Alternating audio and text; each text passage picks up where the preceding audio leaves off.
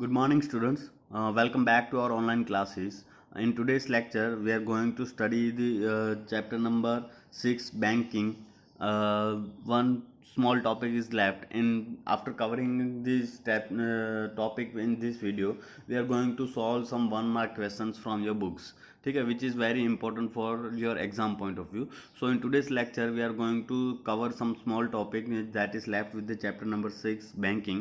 ठीक है topic is difference between the commercial and central bank difference between the commercial and central bank. It is very important topic, so I thought let's do it, and after that we are going to solve the MCQs and one mark questions from your books, which is going to very helpful for your exam point of view. ठीक है, तो let's start with the difference between central bank and commercial bank. तो central bank and commercial bank, basis of difference, तो positions. तो central bank is an apex institution in the money market.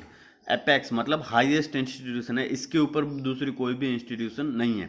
तो central bank is an apex institution in the money market. ठीक है, money market और finance हमारे market में जो भी इकोनॉमी में उसमें सबसे बड़ी इंस्टीट्यूशन जो है वो क्या है, मनी के रिलेटेड, वो कौन सी है, सेंट्रल बैंक है. ठीक है, that is RBI.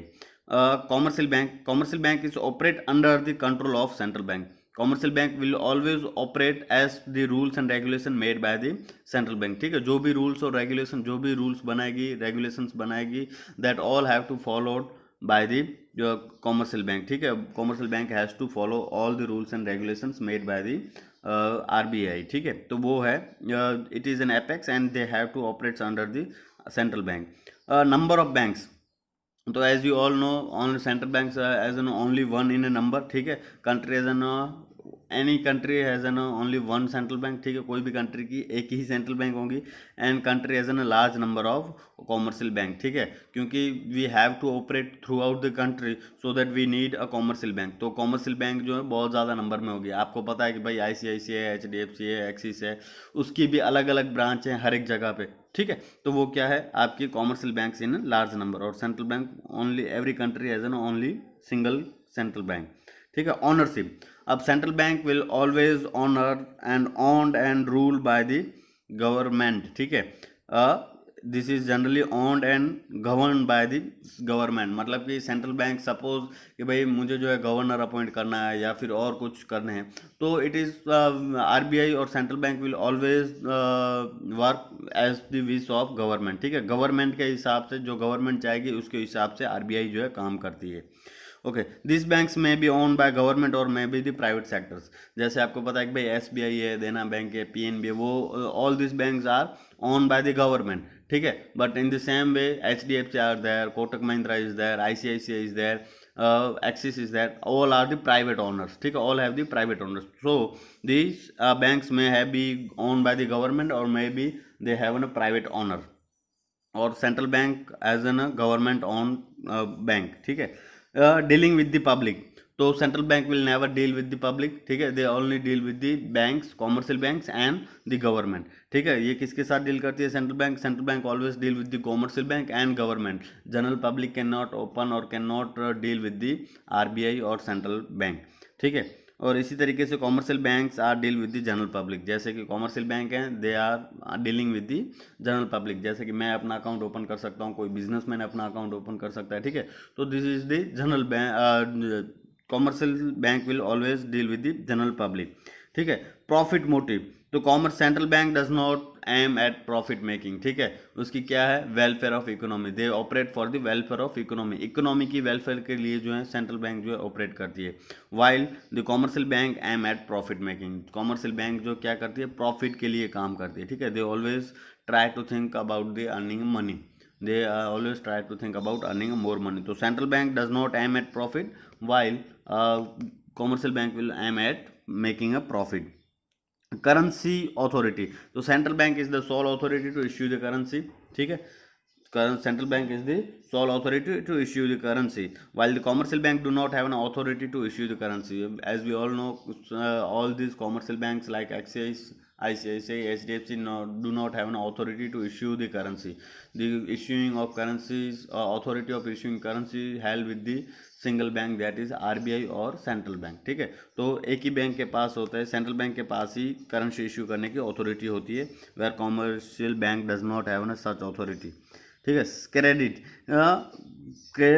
Central bank control the credits, मतलब how many money should be supply into the economies. ठीक है, कितने पैसा जो है सप्लाई होने चाहिए इकोनॉमी में, वो कौन कंट्रोल करता है कि भाई ज़्यादा होना चाहिए कि बड़ा होना चाहिए. तो दैट ज़्यादा होना चाहिए या कम होना चाहिए, तो वो that is control by the central bank. ठीक है, तो central bank control the credit को कंट्रोल करती है. चाहे वो हो सकता है कि वो क्रेडिट को बढ़ा दे या क्रेडिट को घटा दे. कैसे?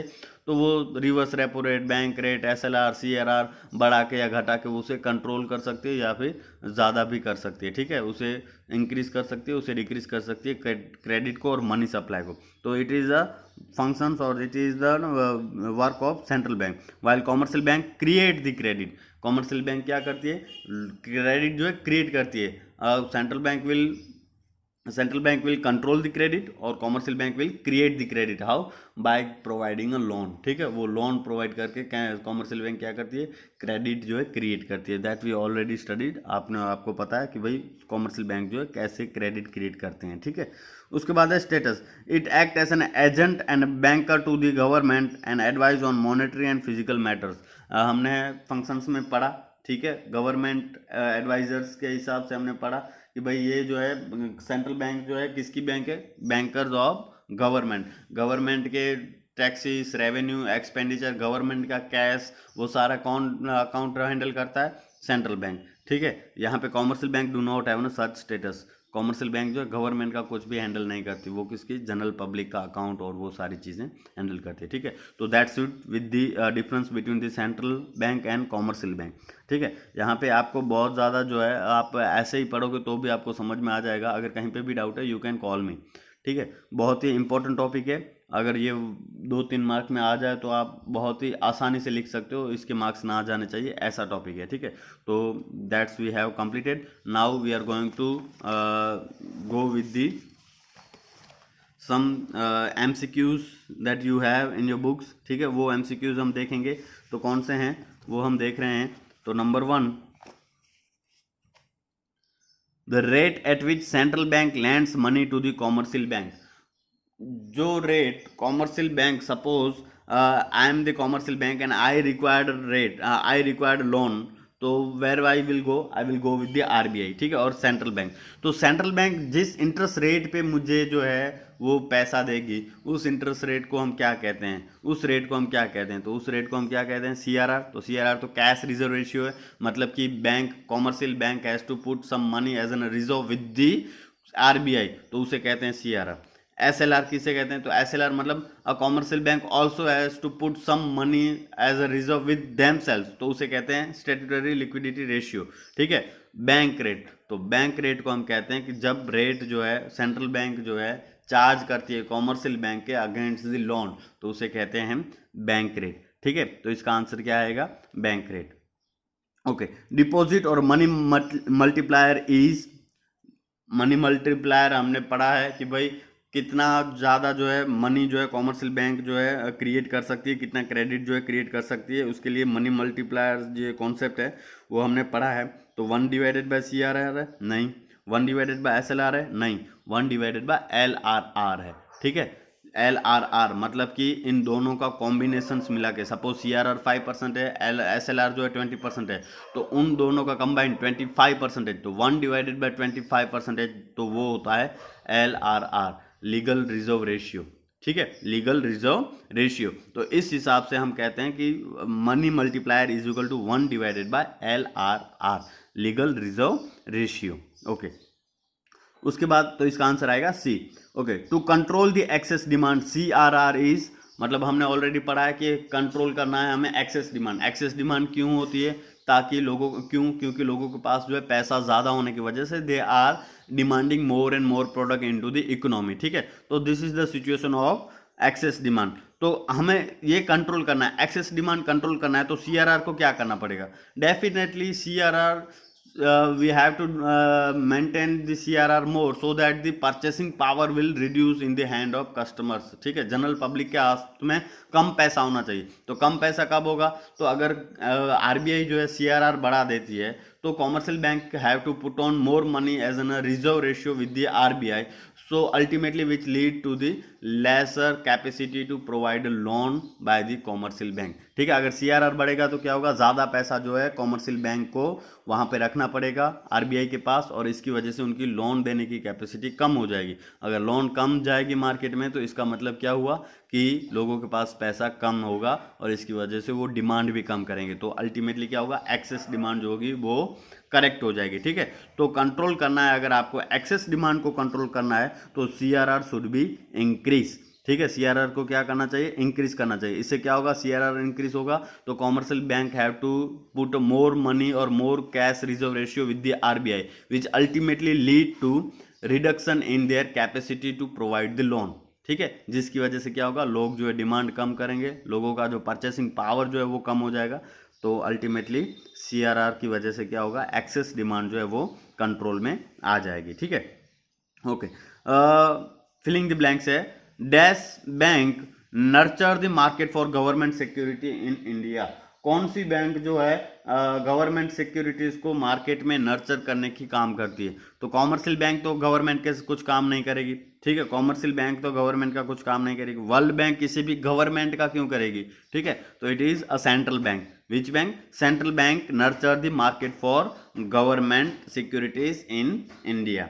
ठीक है, ओके। इसके बाद है the functions perform by central bank. तो कौन कौन से फंक्शंस होते हैं सेंट्रल बैंक के? तो currency authority, yes, bank is an central bank is an currency authority, they issue the currencies. ठीक है, अगर यहाँ पे दूसरा नाम लिखा होगा issue bank, bank of issue, ठीक है, तो वो भी सेम नाम है। ठीक है, करेंसी अथॉरिटी या फिर bank of issue, both are the same thing.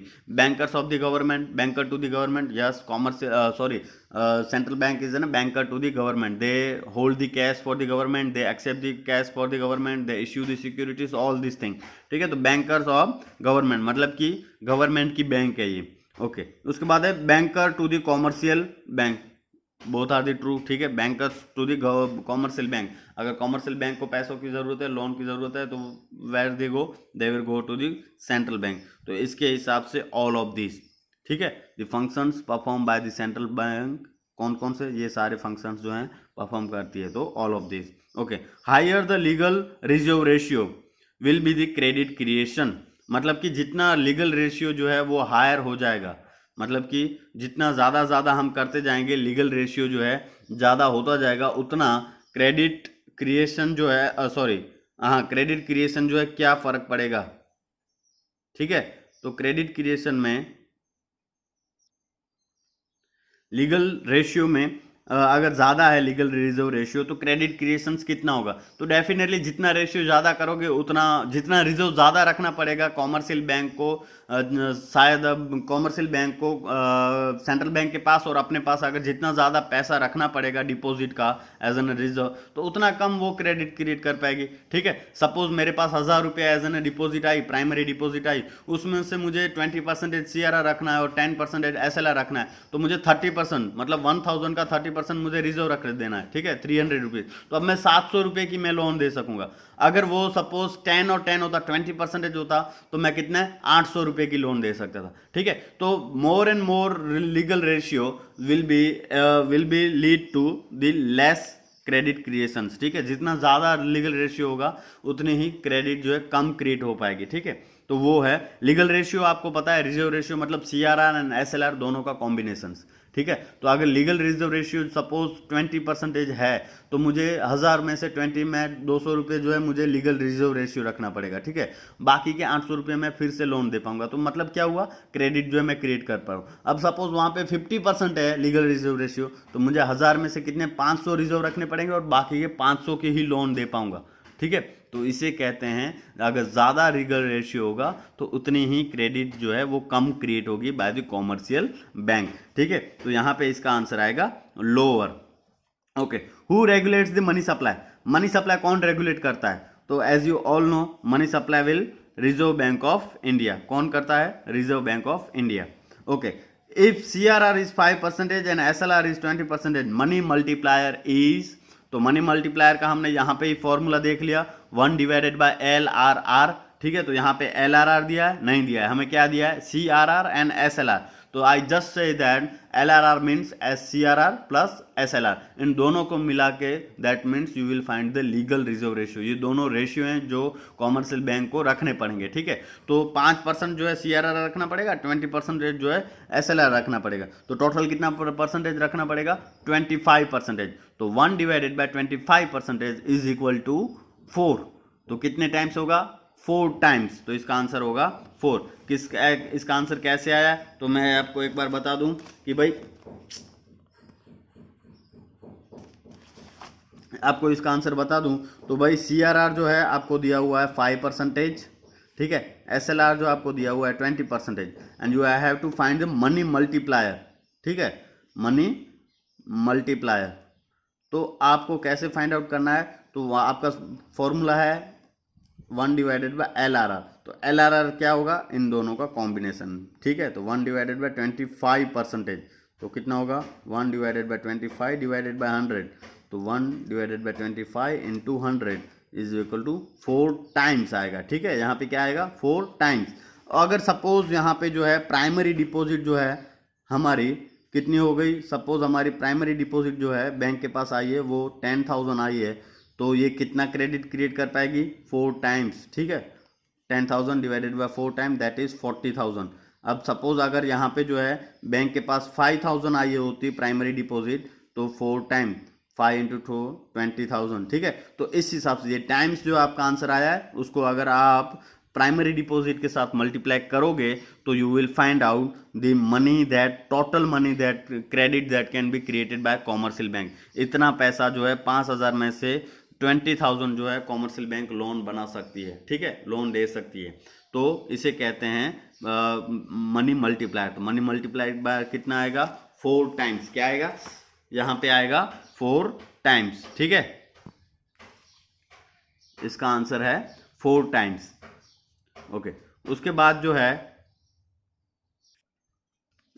उसके बाद जो है RBI is the sole authority to issue the currency to ensure. हमने जो है इसके बारे में पढ़ा था कि भाई RBI जो है क्यों सोल अथॉरिटी है करेंसी इश्यू करने के, तो उसके क्या फायदे होंगे? तो यूनिफॉर्मिटी इन नोट सर्कुलेशन। ठीक है, मतलब कि जो भी नोट सर्कुलेट होंगे मार्केट में, इकोनॉमी में, वो सारी सेम होगी। जैसे कि 500 की नोट है, कहीं पे भी जाओ पूरे इंडिया में सेम होगी। अगर सपोज कॉमर्शियल बैंक को भी ये अथॉरिटी दी जाती या फिर और बैंक को होती ये अथॉरिटी, तो मेरी बैंक की 500 की नोट अलग होती, दूसरे की बैंक की 500 की नोट अलग होती, तो ये डिफरेंस होता। तो इसकी वजह से क्या है? Uniformity in note circulation. ठीक है, ये अथॉरिटी है इसकी वजह से। Build up the public faith in currency system, definitely. Government control over money supply, government जो है मनी सप्लाई के ऊपर कंट्रोल कर सकती है with the help of RBI। तो यहाँ पे क्या आएगा?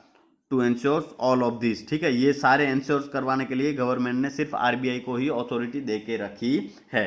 ठीक है, इसके बाद है identify the qualitative instrument to check the money supply. Qualitative instrument आपको चेक करना है। तो CRR SLR open market operations क्या है? क्वांटिटेटिव है। ठीक है, आपको पता है, हमने ये प्रीवियस चैप्टर में भी किया था। तो ये सारे क्या हैं? क्वांटिटेटिव हैं। तो मोरल सुएसन जो है वो क्या है? क्वालिटेटिव है। ठीक है, वो क्या है? क्वालिटेटिव है। ओके, उसके बाद है इश्यू दी ब्लैंक है, blank issue the ₹1 currency note in India. अब आप यहाँ पे डायरेक्टली आंसर कर दो कि RBI इश्यू करती है करेंसी। ठीक है, नहीं, सिर्फ ₹1 की करेंसी एक ऐसी है जो फाइनेंस मिनिस्ट्री इश्यू करती है, मिनिस्ट्री ऑफ फाइनेंस इश्यू करती है। बाकी सारी करेंसी जो है वो कौन इश्यू करता है? RBI। ठीक है, लेकिन ₹1 की करेंसी नोट जो होगी वो कौन इश्यू करेगी? Ministry of finance. ये आपको ध्यान में रखना है। ₹1 की currency will be issued by the ministry of finance and other than all other currency will be issued by the RBI। ठीक है, okay.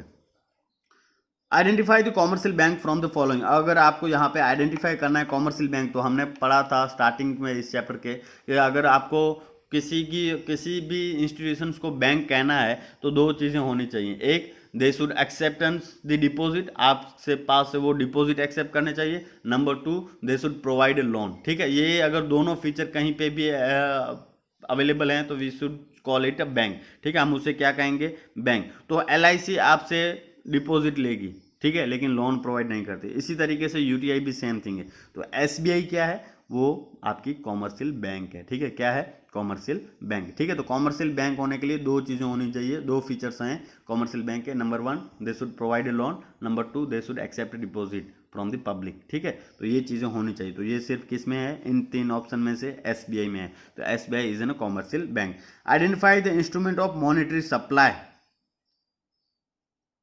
Identify an instrument of monetary policy, ठीक है। तो मॉनेटरी पॉलिसी के कौन से इंस्ट्रूमेंट है, एक ही है, बैंक रेट, ठीक है। Government expenditure, revenue, bank deposit, इसमें कुछ नहीं है, सिर्फ क्या है, बैंक रेट, ठीक है। तो इस तरीके से आपके जो हैं यहाँ पे कुछ एमसीक्यूज जो हैं, आपको आंसर्स भी यहाँ पे दिए हुए हैं, ठीक है। हमने ये एमसीक्यूज कर लिए, इसके आंसर्स भी आपके दिए हुए हैं। हाँ, refers to the minimum percentage of deposit of commercial bank has to kept with the RBI। RBI के पास जो भी डिपॉजिट आई है उसमें से कुछ परसेंटेज आपको RBI के पास रखने पड़ते हैं, तो उसे हम क्या कहते हैं, CRR, क्या कहते हैं हम, CRR, ठीक है। जो अगर यहाँ पे kept with the bank himself तो क्या आएगा, SLR, ठीक है। लेकिन RBI के पास रखना है तो उसे हम क्या कहेंगे, CRR, ठीक है।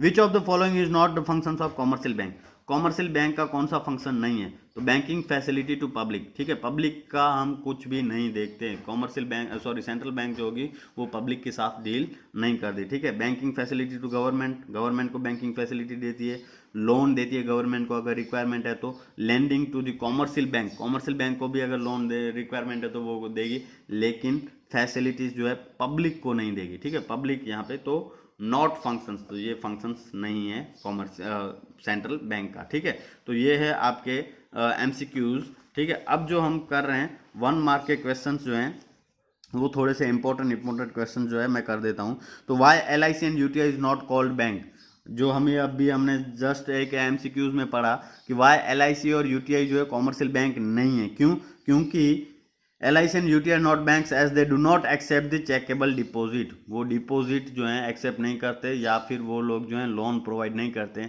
Because of that reason this both are not a bank, ठीक है। उसके बाद mention one difference, main difference between the central bank and commercial bank. तो central bank as an issuing authority, ठीक है, they are the sole authority to issue the bank, whether commercial bank is not enjoy this status, ठीक है। What do you mean by bank of issue, bank of issue मतलब क्या, तो bank of issue main bank which has an legal right to issue the currency, ठीक है। Bank of issue मतलब a bank which has an legal right to issue the currency, उसे कहते हैं हम, क्या कहते हैं, बैंक ऑफ इश्यू, ठीक है। बैंक रेट क्या होता है, तो आपको पता है, तो bank rate refers to the rate at which central bank lends money to the commercial bank. Central bank जो लोन देती है कॉमर्शियल बैंक को, जिस रेट पे सेंट्रल बैंक कॉमर्शियल बैंक को लोन देती है उस रेट को हम क्या कहते हैं, बैंक रेट, ठीक है।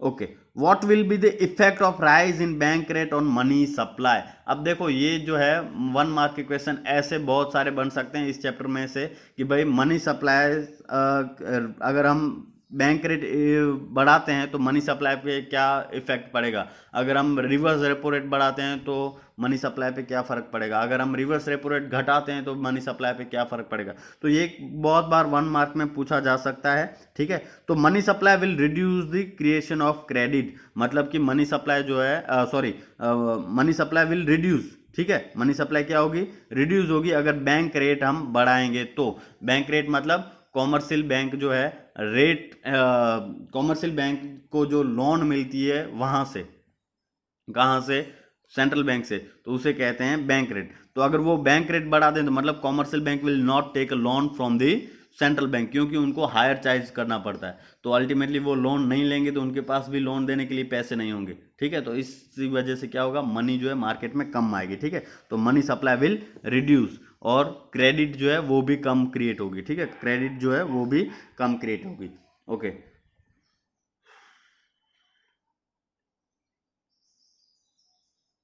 ओके, ये क्वेश्चन है, व्हाट इज मॉरल सुएशन। तो moral suasion refers to the combination of persuasion and pressures that central bank put on the commercial bank in central bank use to get the banking system in line with its policy. मतलब कि पूरी की पूरी commercial central bank की जो भी rules and regulations और policy हैं उसको फॉलो करवाने के लिए जो सेंट्रल बैंक जो है कॉमर्शियल बैंक के ऊपर प्रेशर करती है, परसुएट करती है उनको कि भाई you should follow this rules regulations made by us, तो उसे कहते हैं मोरल सुएशन। ठीक है, तो इस तरीके से 1 मार्क के कुछ क्वेश्चंस हैं वो आप इस तरीके से देख लो। Okay, for now homework I am giving you in previous video lectures there is an also we have I am not able to give you the homework, I am going to give you this both in the same today's only। ठीक है, दोनों के लिए मैं same दे रहा हूँ homework, मतलब आज ही दे रहा हूँ। प्रीवियस वीडियो लेक्चर का भी होमवर्क रह गया है, मैं नहीं दे पाया, तो वो भी मैं आज दे रहा हूँ, और इस वीडियो लेक्चर का भी मैं होमवर्क जो है अभी आपको दे रहा हूँ। ठीक है, तो that's it for the today. Thank you very much and yes you have an PT1 very soon. ठीक है, आपकी PT1 जो है वो बहुत जल्दी होगी, तो इसमें आपके 5 चैप्टर आएंगे PT1 में, चैप्टर नंबर 7, 8, 9 एंड 5 एंड 6, 5, 6, 7, 8, 9 आपकी बुक्स के जो मैक्रो इकोनॉमिक्स हैं उसके 5, 6, 7, 8, 9 ये चैप्टर्स आपके PT1 में होंगे। ठीक है, तो best of luck for that and I hope you are doing well. Thank you very much and have a good day.